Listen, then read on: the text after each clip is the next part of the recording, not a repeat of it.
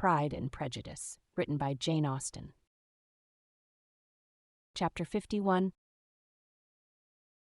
Their sister's wedding day arrived, and Jane and Elizabeth felt for her probably more than she felt for herself. The carriage was sent to meet them and they were to return in it by dinner time. Their arrival was dreaded by the elder Miss Bennets, and Jane more especially, who gave Lydia the feelings which would have attended herself had she been the culprit, and was wretched in the thought of what her sister must endure.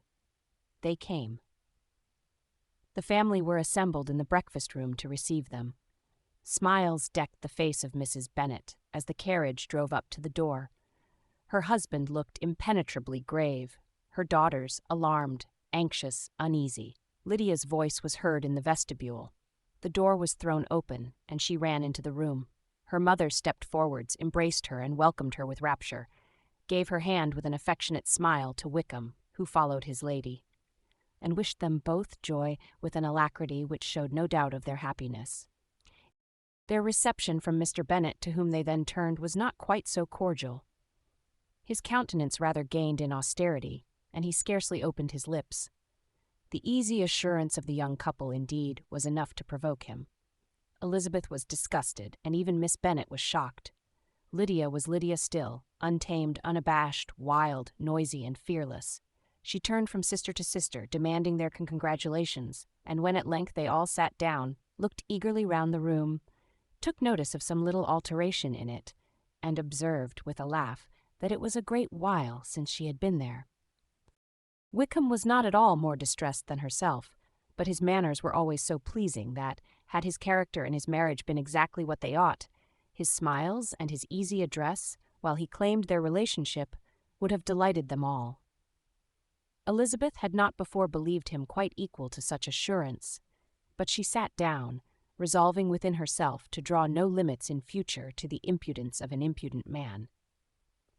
She blushed, and Jane blushed, but the cheeks of the two who caused their confusion suffered no variation of color. There was no want of discourse. The bride and her mother could neither of them talk fast enough, and Wickham, who happened to sit near Elizabeth, began inquiring after his acquaintance in that neighborhood with a good-humored ease which she felt very unable to equal in her replies. They seemed each of them to have the happiest memories in the world. Nothing of the past was recollected with pain, and Lydia led voluntarily to subjects which her sisters would not have alluded to for the world. "Only think of its being 3 months," she cried, "since I went away. It seems but a fortnight, I declare, and yet there have been things enough happened in the time. Good gracious! When I went away, I am sure I had no more idea of being married till I came back again, though I thought it would be very good fun if I was." Her father lifted up his eyes. Jane was distressed. Elizabeth looked expressively at Lydia, but she, who never heard nor saw anything of which she chose to be insensible, gaily continued, "Oh, mamma, do the people hereabouts know I am married today? I was afraid they might not, and we overtook William Goulding in his curricle, so I was determined he should know it. And so I let down the side glass next to him, and took off my glove and let my hand just rest upon the window frame so that he might see the ring, and then I bowed and smiled like anything." Elizabeth could bear it no longer. She got up and ran out of the room, and returned no more till she heard them passing through the hall to the dining parlor. She then joined them soon enough to see Lydia, with anxious parade, walk up to her mother's right hand, and hear her say to her eldest sister, "Ah, Jane, I take your place now, and you must go lower, because I am a married woman." It was not to be supposed that time would give Lydia that embarrassment from which she had been so wholly free at first. Her ease and good spirits increased. She longed to see Mrs. Phillips, the Lucases, and all their other neighbors, and to hear herself called Mrs. Wickham by each of them. And in the meantime she went after dinner to show her ring and boast of being married to Mrs. Hill and the 2 housemaids. "Well, mamma," said she, when they were all returned to the breakfast room, "and what do you think of my husband? Is not he a charming man? I am sure my sisters must all envy me. I only hope they may have half my good luck. They must all go to Brighton. That is the place to get husbands. What a pity it is, mamma, we did not all go." "Very true. and if I had my will we should. But, my dear Lydia, I don't at all like your going such a way off. Must it be so?" "Oh, Lord, yes, there is nothing in that. I shall like it of all things. You and Papa and my sisters must come down and see us. We shall be at Newcastle all the winter, and I dare say there will be some balls, and I will take care to get good partners for them all." "I should like it beyond anything," said her mother. "And then when you go away, you may leave one or two of my sisters behind you, and I dare say I shall get husbands for them before the winter is over."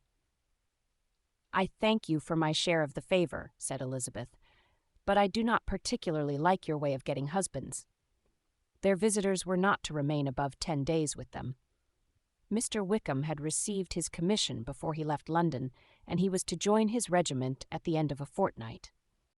No one but Mrs. Bennet regretted that their stay would be so short, and she made the most of the time by visiting about with her daughter and having very frequent parties at home. These parties were acceptable to all. To avoid a family circle was even more desirable to such as did think than such as did not. Wickham's affection for Lydia was just what Elizabeth had expected to find it, not equal to Lydia's for him. She had scarcely needed her present observation to be satisfied, from the reason of things, that their elopement had been brought on by the strength of her love rather than by his, and she would have wondered why, without violently caring for her, he chose to elope with her at all, had she not felt certain that his flight was rendered necessary by distress of circumstances. And if that were the case, he was not the young man to resist an opportunity of having a companion. Lydia was exceedingly fond of him. He was her dear Wickham on every occasion. No one was to be put in competition with him. He did everything best in the world, and she was sure he would kill more birds on the 1st of September than anybody else in the country. One morning, soon after their arrival, as she was sitting with her 2 elder sisters, she said to Elizabeth, "Lizzie, I never gave you an account of my wedding, I believe. You were not by when I told Mamma and the others all about it. Are not you curious to hear how it was managed?" "No, really," replied Elizabeth. "I think there cannot be too little said on the subject." "La, you are so strange, but I must tell you how it went off. We were married, you know, at St. Clement's, because Wickham's lodgings were in that parish, and it was settled that we should all be there by 11 o'clock. My uncle and aunt and I were to go together, and the others were to meet us at the church. Well, Monday morning came, and I was in such a fuss. I was so afraid, you know, that something would happen to put it off, and then I should have gone quite distracted. And there was my aunt. All the time I was dressing, preaching, and talking away, just as if she was reading a sermon. However, I did not hear above 1 word in 10, for I was thinking, you may suppose, of my dear Wickham. I longed to know whether he would be married in his blue coat. Well, and so we breakfasted at 10 as usual. I thought it would never be over, for by the by you are to understand that my uncle and aunt were horrid unpleasant all the time I was with them. If you'll believe me, I did not once put my foot out of doors, though I was there a fortnight. Not one party or scheme or anything. To be sure, London was rather thin, but, however, the little theatre was open. Well, and so, just as the carriage came to the door, my uncle was called away upon business to that horrid man, Mr. Stone. And then, you know, when once they get together, there is no end of it. Well, I was so frightened I did not know what to do, for my uncle was to give me away, and if we were beyond the hour we could not be married all day. But luckily he came back again in 10 minutes' time, and then we all set out. However, I recollected afterwards that if he had been prevented going, the wedding need not be put off, for Mr. Darcy might have done as well. "Mr. Darcy?"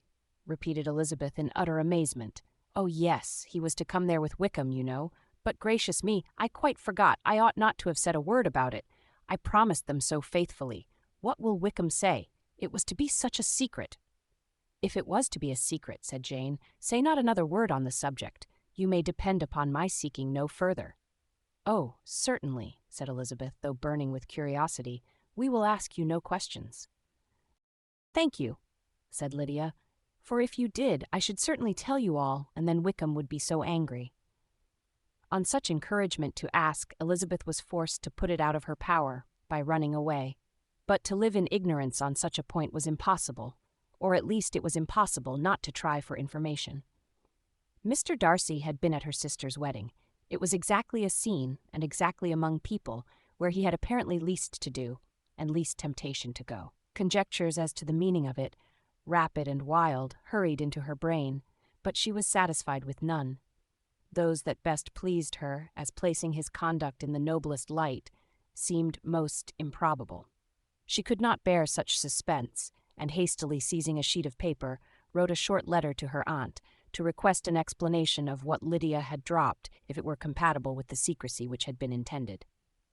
"You may readily comprehend," she added, "what my curiosity must be to know how a person unconnected with any of us, and, comparatively speaking, a stranger to our family, should have been amongst you at such a time. Pray write instantly, and let me understand it, unless it is, for very cogent reasons, to remain in the secrecy which Lydia seems to think necessary, and then I must endeavor to be satisfied with ignorance.